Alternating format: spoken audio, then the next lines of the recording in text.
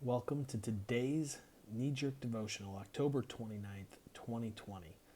Today's passage is Luke 12, 1 through 2. I'm actually recording this on October 28th, and you'll see why I said that here in a minute and why that's important. All right, the passage this morning. Meanwhile, when a crowd of many thousands had gathered so that they were trampling on one another, Jesus began to speak first to his disciples, saying, "Be on your guard against the yeast of the Pharisees, which is hypocrisy. There is nothing concealed that will not be disclosed, or hidden that will not be made known. What you have said in the dark will be heard in the daylight, and what you have whispered in the ear in the inner rooms will be proclaimed from the rooftops. I tell you, my friends, don't be afraid of those who kill the body, and after that can do no more. But I will show you whom you should fear. Fear him who after your body has been killed has authority to throw you into hell. Yes, I tell you, fear him. Are not 5 sparrows sold for 2 pennies? Yet not one of them is forgotten by God. Indeed, the very hairs of your head are all numbered. Don't be afraid. You are worth more than many sparrows. I tell you, whoever publicly acknowledges me before others, the Son of Man will also acknowledge before the angels of God. But whoever disowns me before others will be disowned before the angels of God. And whoever speaks a word against the Son of Man will be forgiven, but anyone who blasphemes against the Holy Spirit will not be forgiven.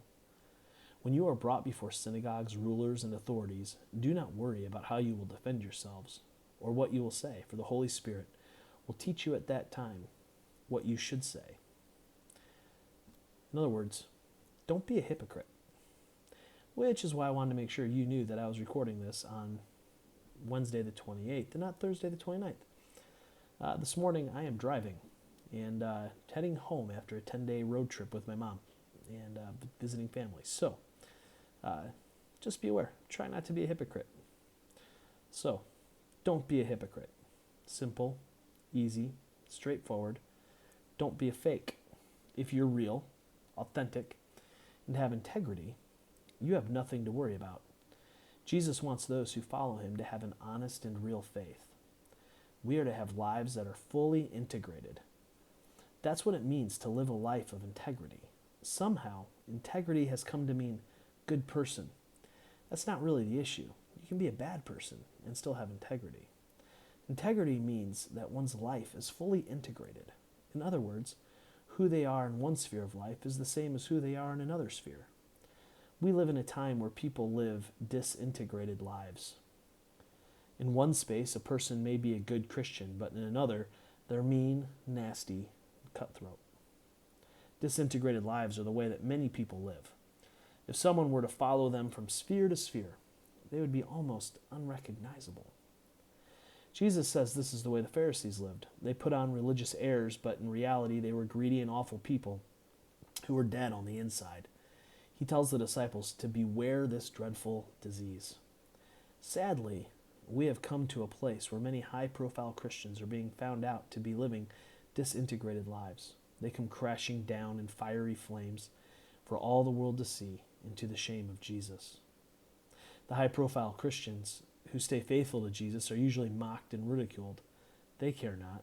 Why? Because pleasing Christ is more important. We have long known of the hypocrisy within many congregations.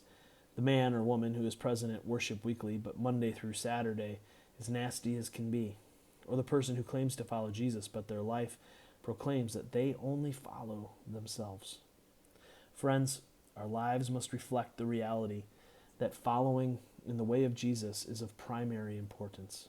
If we are going to claim to follow him, then someone must be able to look at our lives and see that we are indeed reflecting his life and teaching, and not just on Sunday. How do we care for those on the fringes of our community? How do we speak of and treat our enemies? How do we love? These are the questions that we must ask ourselves, and ask, am I living an integrated life, or is my life disintegrated? Until Friday, love well, my friends.